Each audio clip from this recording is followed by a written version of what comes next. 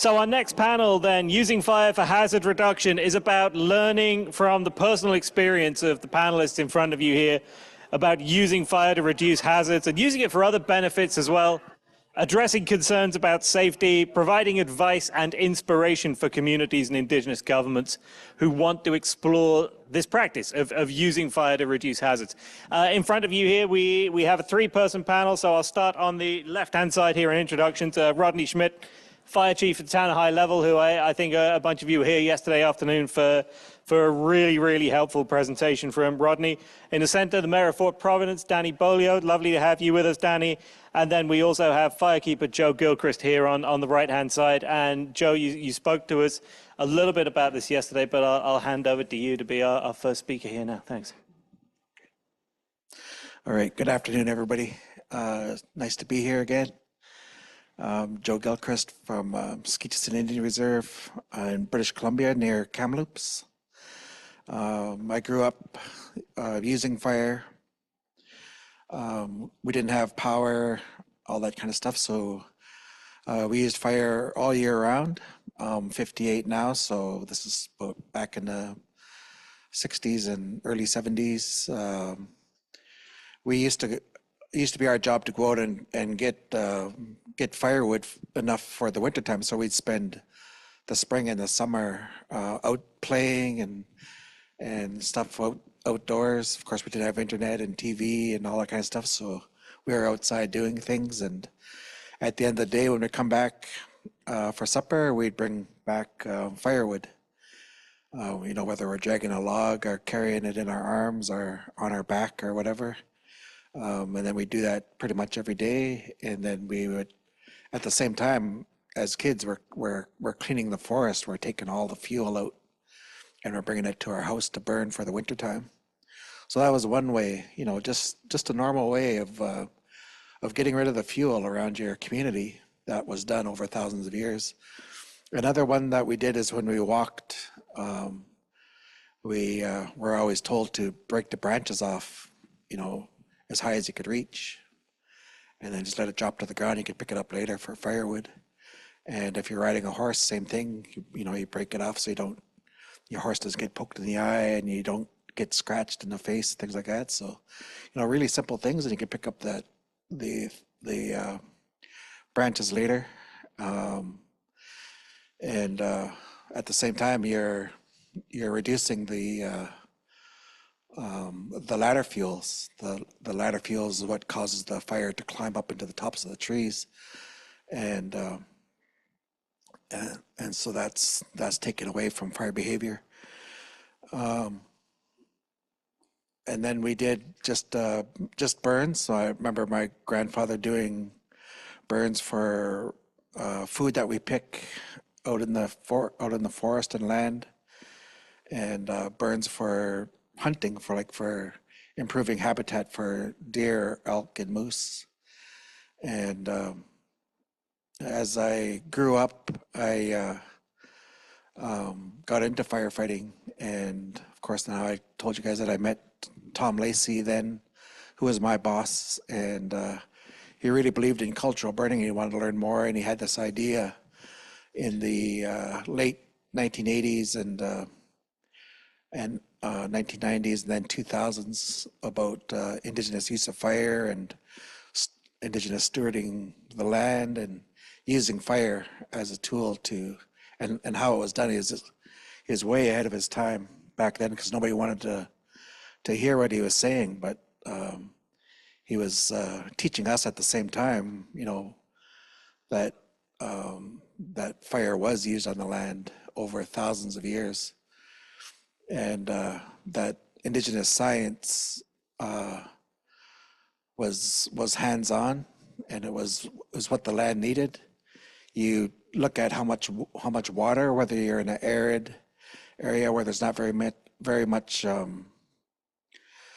rain, and then so you change the way you use fire, because in Merritt it's really hot and dry. We don't get much rain, and we had a lot of ponds that were full of water when I was young, and now they're empty because there's too many trees, right? There hasn't been burning going on the land, and Indigenous people would make it mostly grassland so that the trees didn't take the water, and the ponds were full of water. Then we had ducks, we had all kinds of things that we could use, and also the ponds being full would always supply the creeks and rivers with fresh, clean water, all the time in the summertime, which helped the salmon and the trout. So we always had food that way. And then once fire was taken away, or whether it was because of residential school or smallpox epidemics or different kinds of epidemics where indigenous people disappeared and weren't allowed to use fire on the land. So that changed everything, and that's what broke the fire cycles that happened. And with climate change getting hotter and all these fire cycles that were broken, the fuel is just building up because our land that we're from is so hot and dry that things go on the ground, they don't die, they don't rot. There's not enough rain to make it rot. And so it just stays on the ground and it waits for fire to happen. And more time passes by and more stuff just keeps dropping and keeps dropping until, the creator will create a fire, whether it's human caused, by industry or by lightning, and it'll be a catastrophic fire. It'll be in the middle of the summertime. And now that we have housing and we have all kinds of infrastructure out there, it's a catastrophic fire, right? So the way to control all that is by using fire at the proper times and slowly bringing back. And of course, it's you can't just burn and let a fire go now. You have to be able to control it. So it's a bit harder that way. When you think about it, to bring fire back, it's going to take a whole community. It's going to take a whole society. It's going to take like what I talked about, the 7 generational thinking. The whole society lived and used fire, and that it was accepted, and that smoke in the summertime, yeah, it's bad, but a long time ago we didn't have that much smoke in summertime because the fires couldn't get that big, and that was because we burned at the right times and used fire, and we also got rid of the fuels, like I was saying, in different ways. So now that the fuels are so full and so overloaded, and the trees are not healthy. It's not a beautiful forest. You look at a forest and say, "Oh, that's beautiful." No, that forest is sick. It needs help, and you want to work together collaboratively. Now it's interagency. It's multicultural. It's indigenous science. It's indigenous land stewardship, and all this kind of stuff all has to work together to bring the land back to a balance that was there before. And it's going to take a lot of hard work.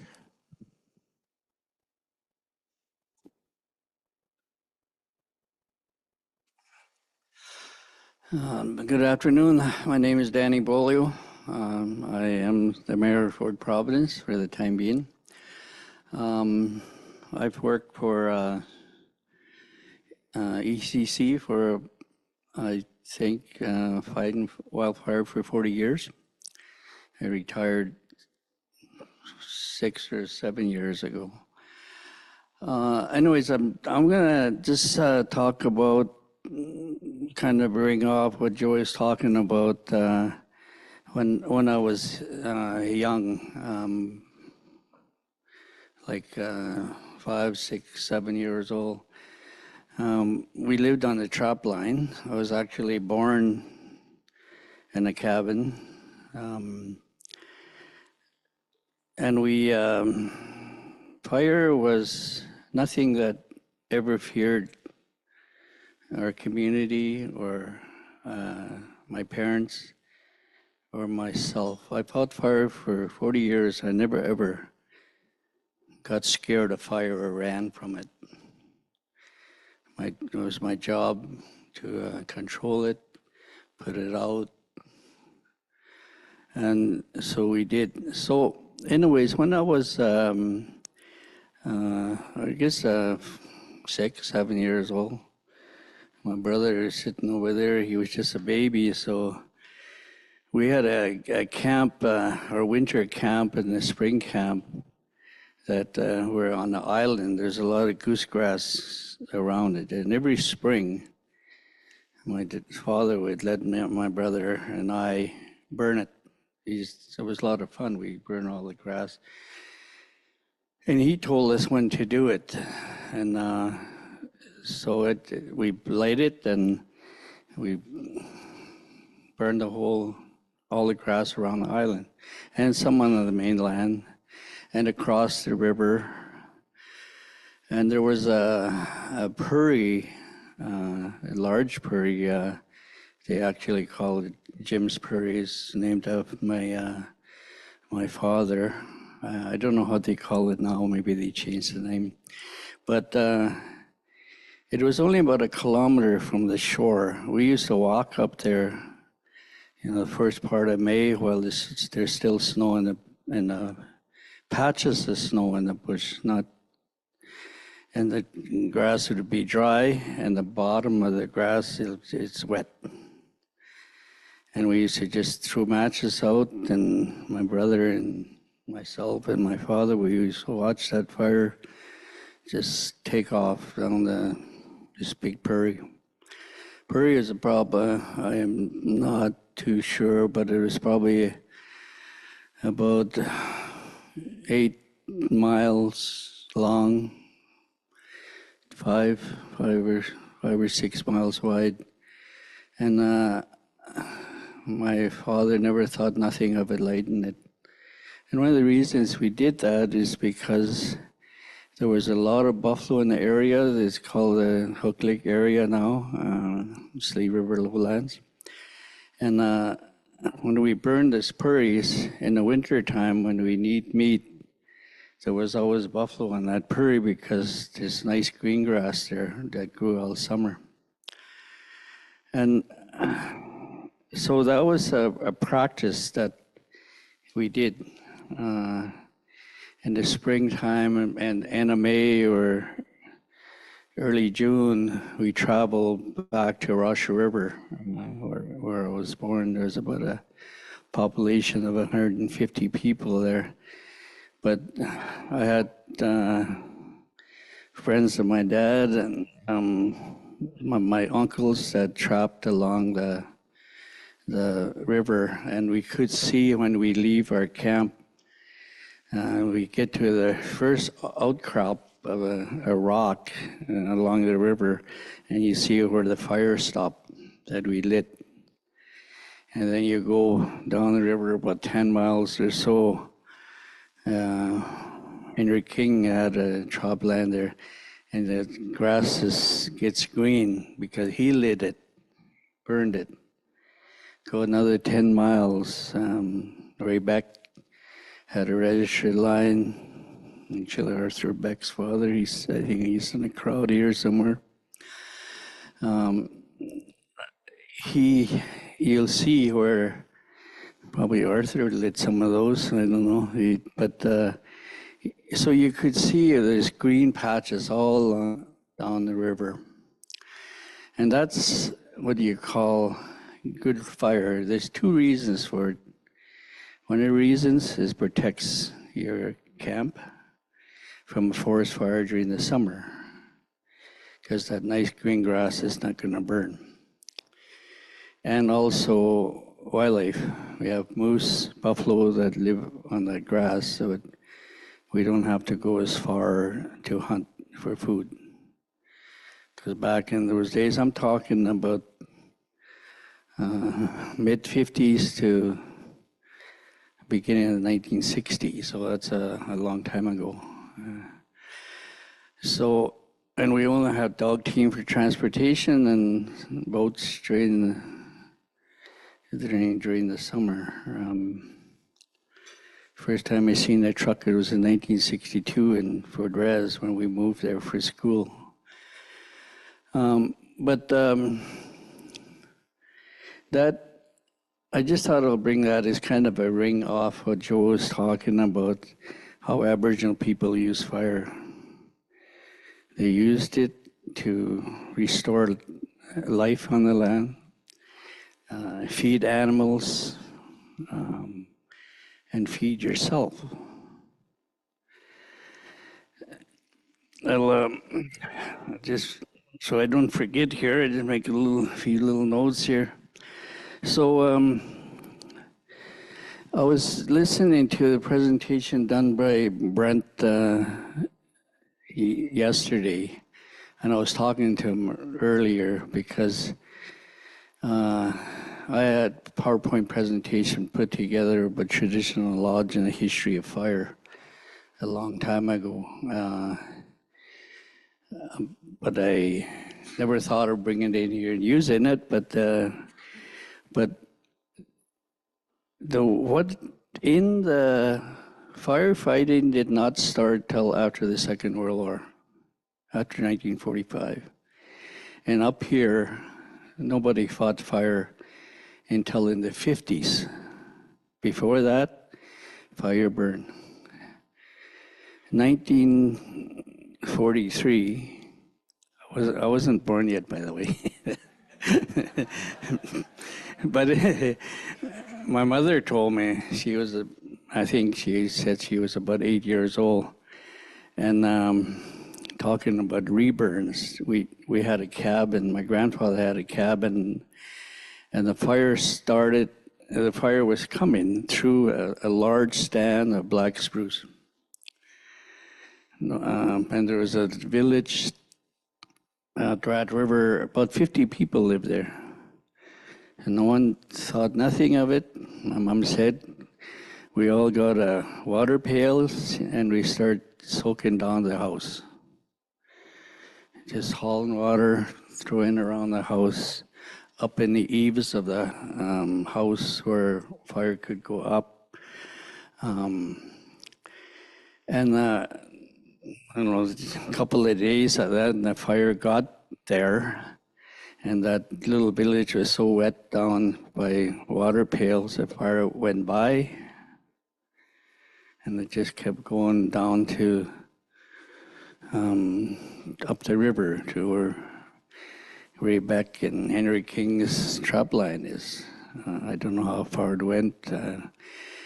And in the fall time, my grandfather hooked up the dogs and just disappeared in the burn and went trapping. And on the trap line, we used to run across fire. When I was a kid, I used to always travel with my dad, the dog team, running traps. We used to come to a place, all of a sudden all the trees would be laying down, all burnt. And my dad would say, oh, there must have been a forest fire here. Takes a sweet saw and an axe, starts chopping trail, and I drive the dogs behind him. But that's just a way of life, and that's how we lived with fires. And when I was 15 years old, late 60s, it was the first time they were picking up people to fight fire. There was a fire on the Tolson River. So I put my name in. I lied to them and said I was 16 because you can't fight fire till you're 16, apparently back then. They hired me. I stayed in the bush for 3 months. Like, they don't take you in after 14 days so you can have a 2-day rest. There was no such thing back then. You just fought fire. You got up in the morning, fought fire until it got dark. 15, 16 hours a day. I actually had a shirt like that with long sleeve, a brown one too. Anyways, in September 15th, when they brought me back to town, I had to go for high school. I had a pair of jeans, was ready to fall off, and my shirt had no sleeves on it, but I had a lot of money for school, so every year I did that until I finished high school here. So fire was always a part of my life. And in 1980, and then I went back trapping in the 70s. But 1980, I got a job as a base manager in Fort Resolution to look after fire crews there. And every spring we train crews to put fire out. And I left something out. In the 60s also, we had to stop burning grass for buffalo. They said you were gonna be charged. The government said we'll be charged for arson if we keep lighting grass, so we had to stop. You look at my dad's prairie today that we used to burn every year. It was large. Now you go there, my son was there last winter with his skidoo. He said he's driving through Willows. Willows is taken over because there's no burns. But anyways, getting back, in 1980, it was 1980 or 79, I got a job as a base manager, and our job was to put fires out. We see a fire, we have the 212 helicopter, the fire crew on there, and there's a lightning storm, we followed it. See smoke come, land, put it out. Some days we put about 7 fires out as we follow a storm. Now, we didn't put those fires out. It would have created a pattern that some of these scientists, Jennifer and up here talking about. Today, there's no pattern. North of Yellowknife, there is, because they never fought fire north of Yellowknife. I was a forest manager here, and in the northern area, they just let fires burn. So if you look at a fire history map, you look there over there, you can see perfect patterns. How fires start, and it goes against another old one. Now, everybody's talking about those maps, 1960. Well, if you started in the 1800s, it'd probably look the same. It's just that nobody mapped the fires back then. So really nothing has changed. The only thing that's changed, I think, the mistake we made was putting fires out, too much fires, not, we still have to protect homes. We have to protect cabins, communities. The last couple of years, we're doing a really poor job of it. Even around Providence, almost all the cabins burnt from forest fire. You look at communities, Fort Ray lost a few houses. Enterprise, almost all their houses. Hay River is in serious trouble. Between Hay River and Providence and Enterprise, for 40 years, they never let a fire burn. The crews, I'm not bragging, but they're so efficient, no fire gets away from them. So they put it out. And I prefer, I say we're fuel loading. I don't know what word you would use, Rodney, but on a trap line, in the 70s, I noticed you go on your trap line, every year it gets narrower and narrower. Pretty soon, and talk to some of the trappers in here, Arthur Beck, for example, will tell you the same. You couldn't walk off your trail, the bush is so thick. In the 60s and 50s, as a kid, I used to run around in the bush all over. It was always open because there was always, a year after a fire, 10 years after, maybe 20 years after a fire. So I know global warming is a problem. The winds are stronger now. The land is drier. So we have to do things a little differently. I know that, but I really don't know what. But we have experts now, young people like Rodney and some of the people in here. They have to figure it out. They're going to have to figure out how to get back to that pattern. So just to go on a little bit more, I did a lot of backburning particular communities. We stopped I was ignition specialist, stopped the fire from burning Kakisa. Yogi Hearn was bird dog officer. Reed Lake, I did a burn there to protect the campground there. I lit a 52-kilometer fire line at Snare Lake. And the people at Snare Lake were scared, and I remember the manager walking to him and say, "Isn't that dangerous?" He said, "Yes, only if you don't stand in front of it, you're okay." And he just laughed. It's just to get back to Fort Providence. I've been trying to get there's a prairie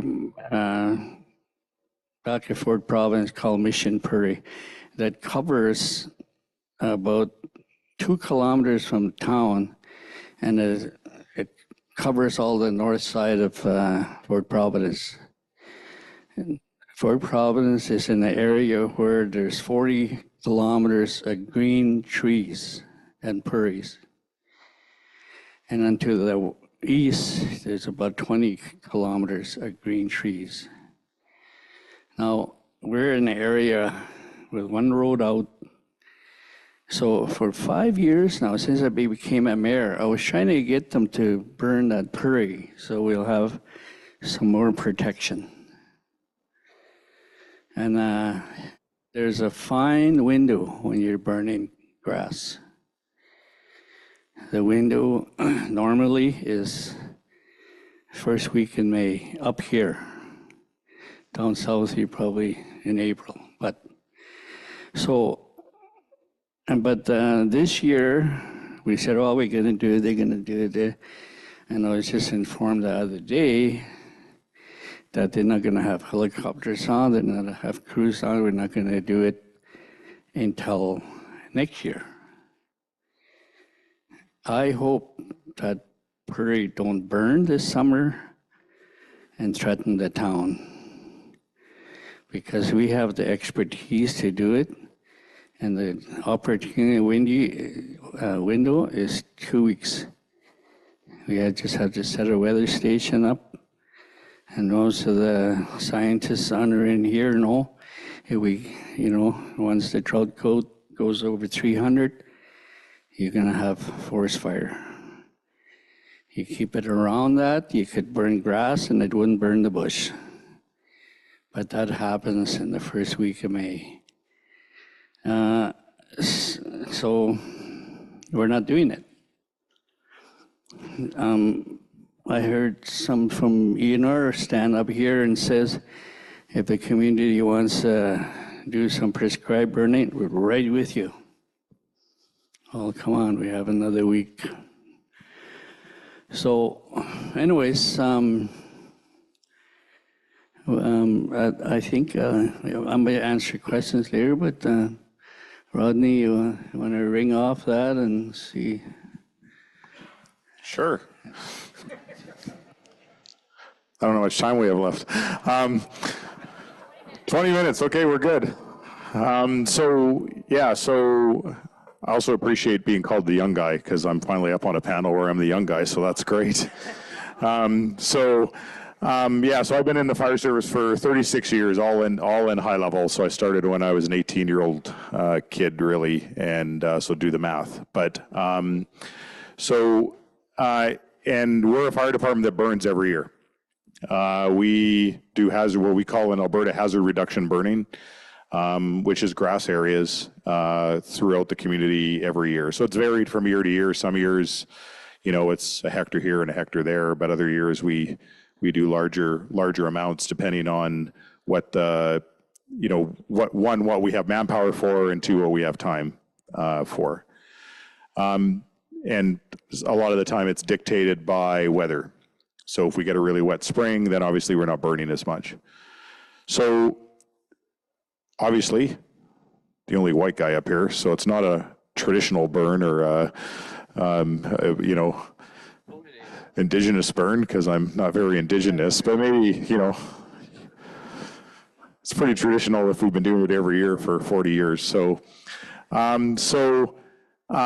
but we use it for a couple of things. And first of all is the hazard reduction piece, right? So if we remove some of those fuels and we burn off that dead grass and it turns into green grass, so when the fire season does hit, or when forest fires do hit our community, we don't have any wicks of that dry grass feeding fire into town. So that's the number one reason that we do it.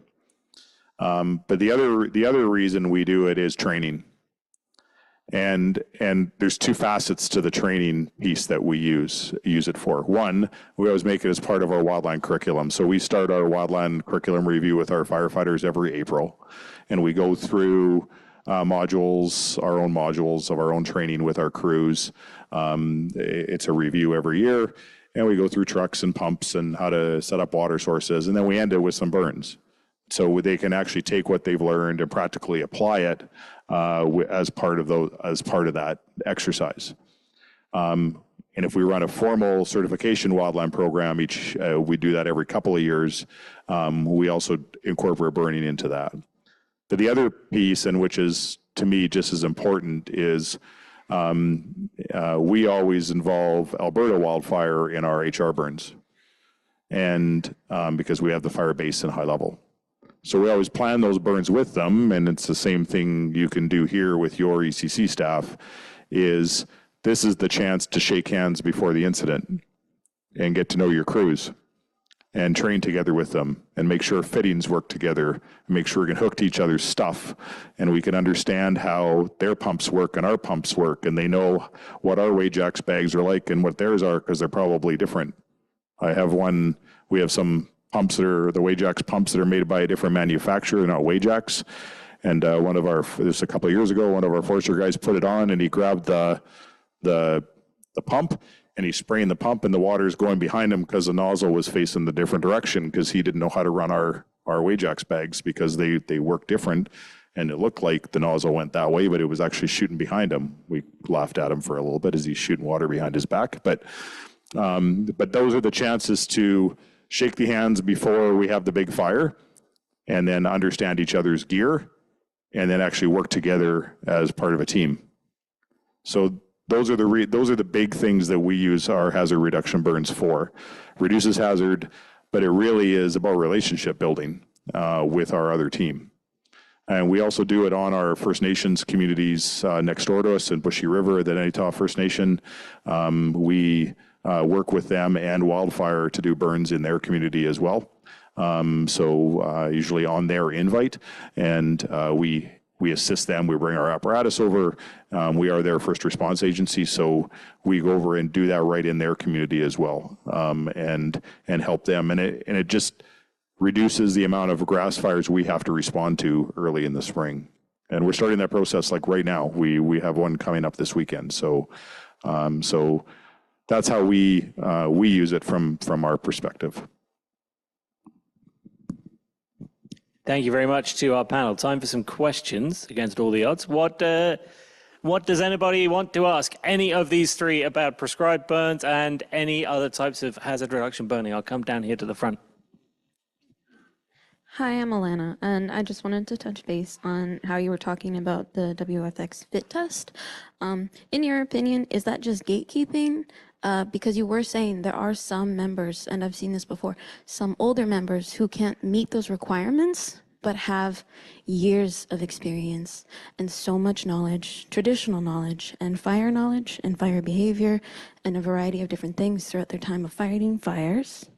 And my last question would be, in your opinions, how has firefighting changed for yourself and, for more importantly, the female firefighters around you?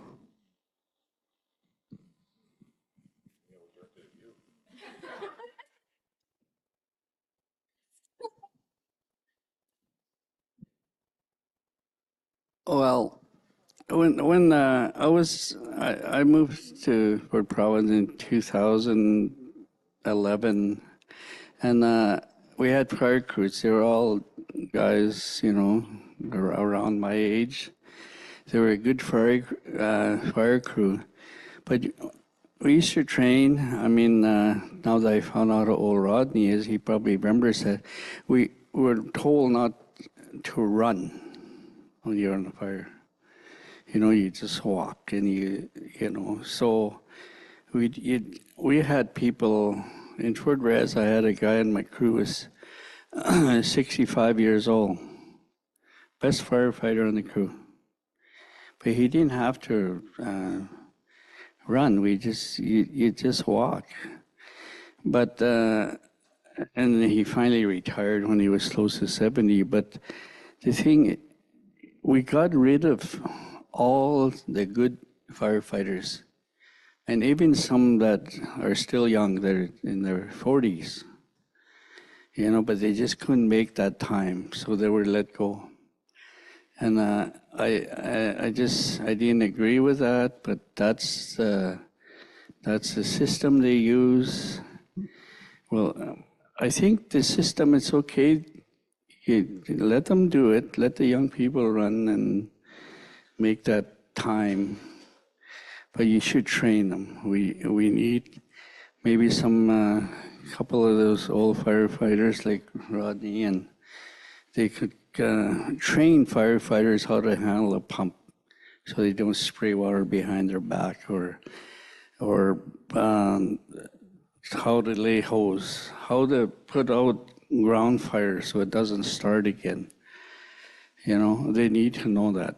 And the older guys, the older guys that used to fight fire, I don't think they want to go back to work. They're, some of them are my age. But in Fort Providence, we have about 15 older firefighters that are over 50 years old. And they said, if fire threatens Providence, they'll stay with me. They'll stop the fire from going to town. So they're still there. They still have the knowledge.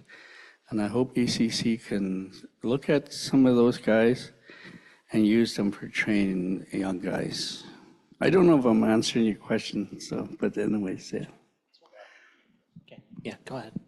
So I'll address the WFX fit test because, we have that. It's a national standard. So it doesn't matter if you're in the NWT, Alberta, Ontario, Newfoundland, whatever, everybody has the same fit test. So, my crew passes it. And even as a volunteer fire department, I run a composite fire department. So I have a host of full-time staff and a host of volunteer staff, and we don't use the WFX fit for our structural department, but we have a fitness test. So, and we have, our department has been up to about 50% female, and they've all passed it. So, it just depends on how you train, and it depends on what the expectations are of your service. And we run, all of our female firefighters, because I want to address the female firefighter, because I quite honestly, I worked with some amazing female firefighters on wildfires for a long, long time. And in fact, I've reported to many of them as division supervisors, and even last year in 2023, some of them were incident commanders, and they were the best people I ever worked with. So, but they all passed the same test. And I think it's just about how we approach it and how we support them to get through it. So we have our our firefighter, structural firefighter fitness test, we work with everybody to get through that test. It's not just, hey, it's test day, go do the test. It's like, let's work everybody to it. Let's get everybody through it. If you don't pass it, we're going to do it again in a month from now, and we're going to get you through it again. And we have to do it annually. I'm pushing 55 here right away, and I still pass it every year. So, it's just a matter of what environment you're working in and making sure that we have the test, because everybody can do the job, right? We just have to make sure that, but there has to be make sure there's a standard. And we have a saying in the structural fire service, right? Can't train enough for a job that can kill you. Well, guess what? Doesn't matter if you're a structural guy or a wildland guy. If you don't do it right, the job can kill you, and fitness is part of that. So we have to make sure that we're meeting that standard. Just my thoughts. Joe, did you want to come in on that as well? No? Okay. I'll come over here. We got one more question here. It's not a question. My name is Sheldon Farsi Suje. Dega Gonti Gotse Ka Ahate. Seta is Michael Vandell. Semo is Sharon Farsi. My name is Sheldon Farsi. I'm from Fort Providence, and my dad is Michael Vandell and Sharon Farsi, my mom. And I just came from Horn River, and we're here talking about the prairie, and it's really dry back there, and all the trees are dead. So it would be really nice to see something done right away, sooner than later. Thank you.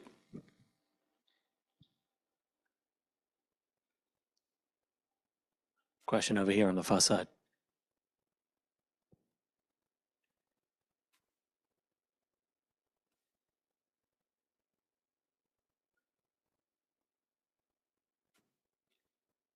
Hi, great job, guys, on the traditional burning, the current burning around communities.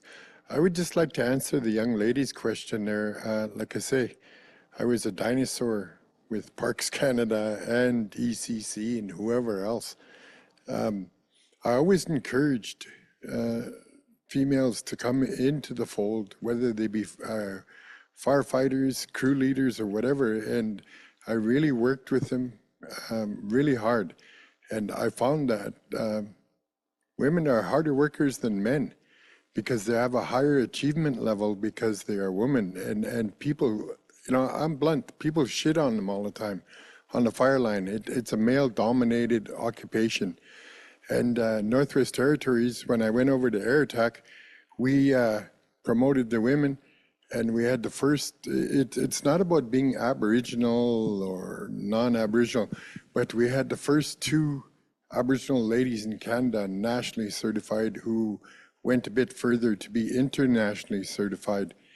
And 3 years ago, in 21, we had an all-female wildland fire training in Fort Smith at our Fort Smith Métis Village, 30 miles out. And I'm walking around, boy, I'm the cock of the walk, you know. Kaya was there, and it was quite funny. You know, I'm thinking, I'm in heaven. Why are they all pitching their tent around my little cabin? I must be a decent guy. And then one of the girls told me, she says, look up, numbnuts. I said, God's not here. No, she said, you're the only guy with a cell phone booster here. So it was kind of cool. But like I say, you know, like Raymond, Danny, we all, I really promote women in a fireland, wildfire, because of the fact that they're far better leaders. I'm sorry to say it that way. They're a little bit more strict. There is no forgiveness because, you know, we all work hard. And they make the 14 minutes like nothing compared to the men. Man, oh, my ankle, oh, my hand. Like, you know, I encourage it. I'm sorry. Kaya knows that. She's seen it. Susie's seen it. You know, I really encourage the women in wildland firefighting. Thank you. I just want to add to that, if you want an example that just anytime if anybody's in the fire service or wildland fire service, just stop in the High Level Forest Fire Center at Footner Lake at the airport. The area manager, the wildfire operations officer, the wildfire prevention officer, the wildfire specialist, and the HAC coordinator are all female. the entire leadership of our wildfire base is female run, and they are the best people I ever work with. So it just goes to show it. Joe, I just want to throw a question your way, if that's all right. Can you talk to us a little bit about 7-generational Indigenous land management and how that ties in with burning practices? Okay, yeah, I guess it kind of gets to this discussion we're kind of talking about now, because the Indigenous leadership was matriarchal driven. The females decided, out of the boys and out of the men who was good enough to be chief, or who, whatever. Somehow, the indigenous females had in their mind and collectively where the best medicine was going to grow, where the best hunting was, and where things were burned last, and how long it's going to be before you can go back there, and where we're going to move around on the land was all driven by the matriarchal society of the time. And the 7-generational thinking, our planning, our land stewardship, like I was saying yesterday, you look back at the stories in the land of when things were burned before, how long it's going to take before you can go back there, which medicine, which animals, which fish, all that kind of stuff, and how fast the vegetation is growing back, all that kind of stuff, and when it's taken over again, when it needs to be reburned. So you look at it that way, and then you start moving forward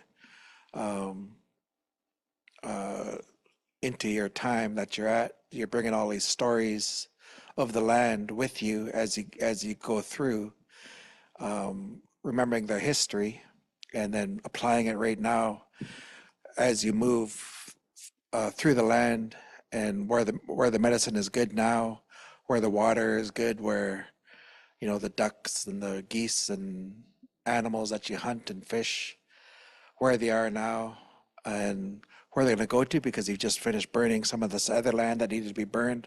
So everything's just kind of moving, and we're moving at the same time with this land that's providing us food, and we use up the things that we need at the time, and it's time to move on to a different area. And so as you do that, you would go back and you would burn as required, and then just keep moving on. So you think about doing that all the time, and the children that are born now, that they learn this way, their children, their grandchildren, and then the ones that aren't even born yet, the ones that can't speak. That's what we say, though we look after the land so that the ones that can't speak, the ones that aren't born yet, will have good water, good air, and have a good life, on the land. Thank you very much. Last call for questions from the room. I got one more. I'll slide in if nobody else wants the mic first. I wanted to ask, as a newsroom editor for a Cabin Radio, which is a media company up here, a lot of my own approach to this is looking at how you communicate these things to people. Obviously, when you're doing a controlled burn, a prescribed burn, a cultural burn, a whole bunch of people are going to see something that looks a lot like a wildfire. I know that last year that was a very touchy thing for a whole bunch of people to see up here, because everybody was feeling pretty traumatized from 2023, and the moment something looked like smoke or fire on the horizon, kind of didn't matter what it was, that was a big concern for people. Obviously, you've got to be super careful with communicating these things when you're burning things in and near a community and people are going to see it. Maybe, Rodney, I could start with you. How do you handle that? How do you make sure the community knows what's going on and doesn't get to the wrong conclusions when they see what you're up to? Yeah, it's really about forewarning, right? So, we have a very active social media channel for the town of High Level, so we advertise on that, local radio station, and so on, to let people know this is what we're doing ahead of time. We also use signage. So on the streets that are facing where we're burning, we have these big pink signs that normally say fire scene ahead or fire emergency ahead. We've got little Velcro things that go over top that say fire smart work ahead, or training exercise ahead, just to make sure the public's very, very well aware of what's going on.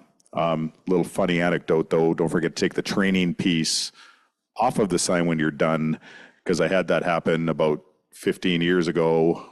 They put the sign back in the back of my command truck, and then we went out to an actual wildfire west or east of high level. And I told a junior firefighter, go put the signs out on the highway. And she went and put the signs out on the highway, training exercise ahead. And there's air tankers flying over, dumping a retardant, and helicopters flying everywhere. And then I get a call from forestry the next day to talk about my signs.